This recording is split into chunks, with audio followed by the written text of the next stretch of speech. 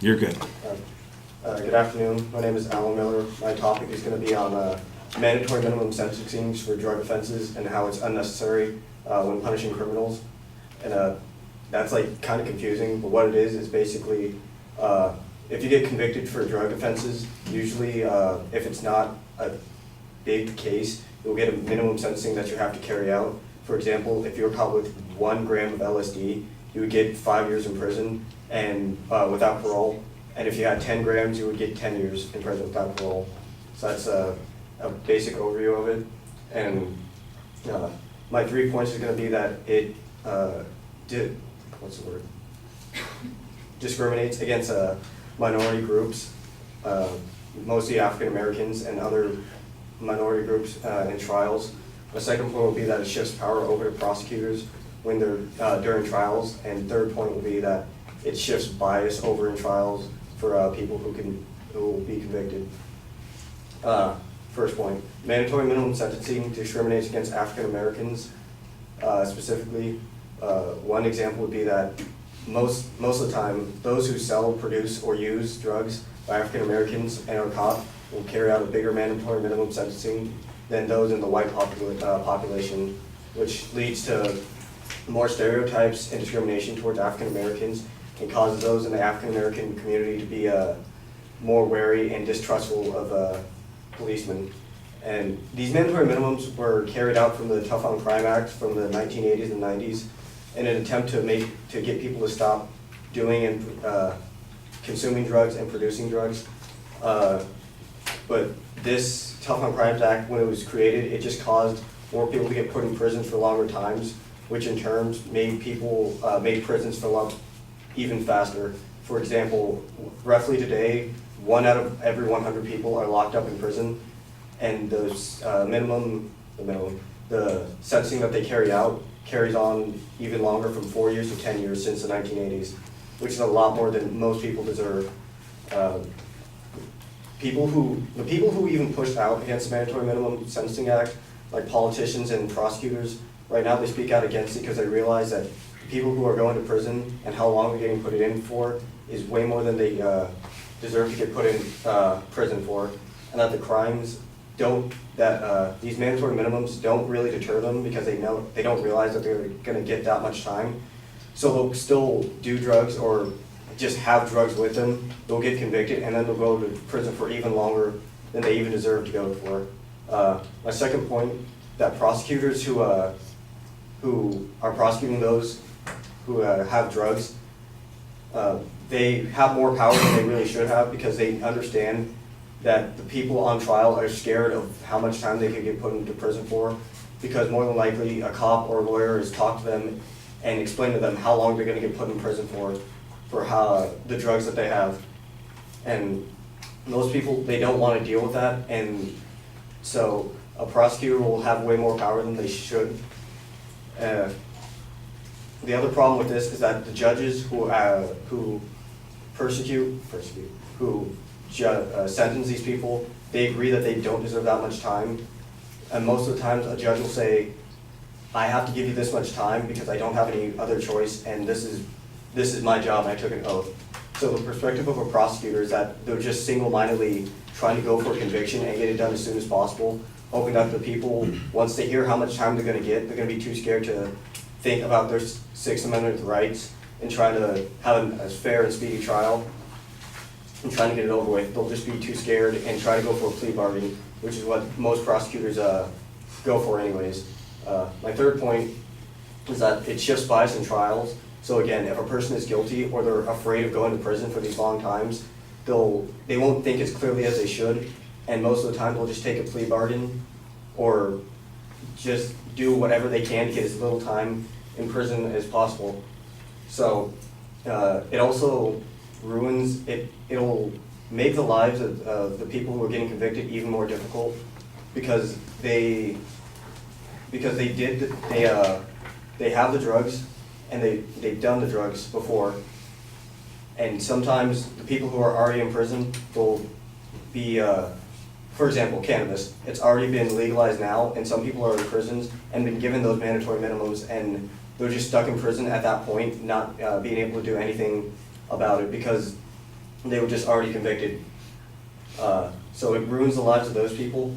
And one prime example would be this woman, I think in 10 years ago. She had a brother that she let hold in, but he was producing drugs and selling drugs out of her house without her knowledge. But once she found out, she kicked him out of the house because she didn't want to have that with her. So he moved into a sister's house. But once he got caught for drugs, the woman who originally housed the brother was also arrested and taken to trial. And she was given a plea bargain of 5 years in prison for facilitating the drugs. But she thought, like any person would, I didn't do anything wrong, there's nothing I have to worry about. But she ended up getting convicted anyways. So when it was taken to government, they decided to give her a reduced sentence, less than 5 years, like I think 3 years.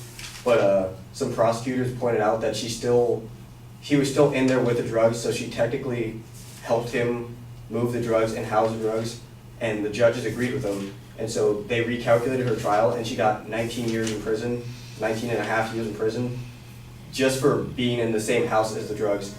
And the guy who originally did the drugs took a plea bargain and only got 11 years. So this woman who didn't do anything wrong got convicted and went to jail for longer than the person who actually did the drugs and sold the drugs out of her house, which is crazy and just unfair for a lot of people. To summarize, the mandatory minimum sentencing is a kind of broken system, and it needs to be revised and revamped because so many people can go to trial and go to prison for so much longer than they deserve to have for having just a little bit of drugs or even being around them or having them near them. And so they'll get way more time than they deserve to have. Thank you.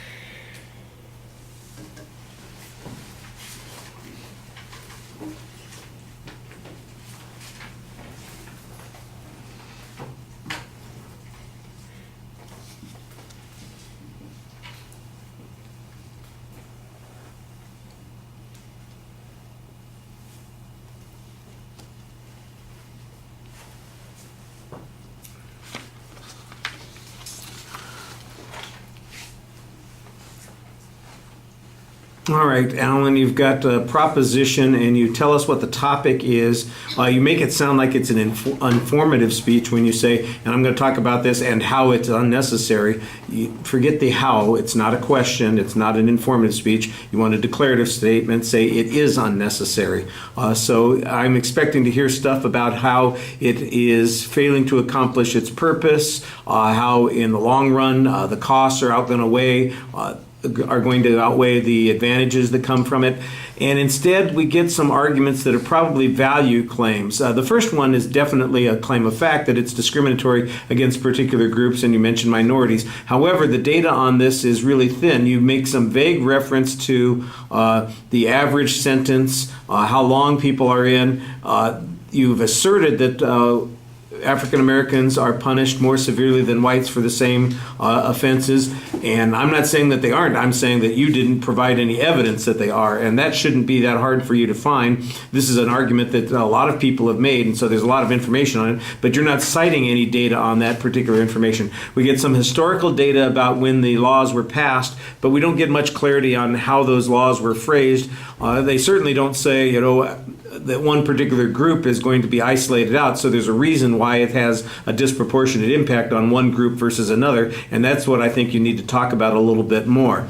You're quoting a hypothetical judge at one point who says, well, I'm just doing my job kind of thing. Let's get a quote from a real judge who has said exactly the thing that you're talking about and attribute it to that particular person. You need to have that. The argument about the prosecutors, I think, having too much power, I think the argument here is that prosecutors abuse their power for whatever reasons. I think you might show that they are motivated for a desire of success, or that maybe that's how they measure their effectiveness, is the number of convictions they get, regardless of whether or not it appears to be just. This is when the judge's quote comes in, the hypothetical judge's quote. Again, you're very dependent on hypotheticals here. The clearest piece of evidence that you have is the citation of a case 10 years ago about a woman somewhere who apparently was prosecuted because her brother had drugs in the house at one point. She kicked him out, but because he had them in the house at one point, that she in the long run got a longer sentence. That certainly suggests that there's something wrong with the policy and it's broken. And let's have a name, let's have a date. There should be a specific state. Right now, it's just like, well, I heard somewhere that somebody said this, and that's not really acceptable proof. You need to be able to offer some kind of proof for the points that you're making. At the end of the speech, it sounds like you're making a policy claim with some value claims being used to justify it, and that's not the factual issue that we're asking you to look for. Now, just as an aside, I'm not exactly sure the Coke t-shirt sells you on a credibility issue. You know?